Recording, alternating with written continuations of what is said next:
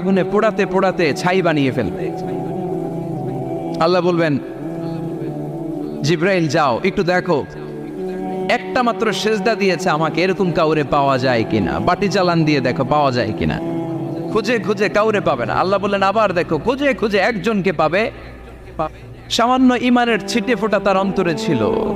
আল্লাহ বলবেন, যেহেতু ছিটে ফোঁটা আছে, অনেক মায়ের খেয়েছে, ওকে বের করে জাহান্নাম থেকে বের করে একটা নির্ধারিত দূরত্বে রেখে দাও। রেখে দেয়া হবে, কিন্তু জাহান্নামের আগুনের লেলিহান শিখাতে তার গা ঝলসে যাবে। সে আল্লাহর ডেকে বলবে, মাবুদ তোমার কাছে আমি কিছু চাই না,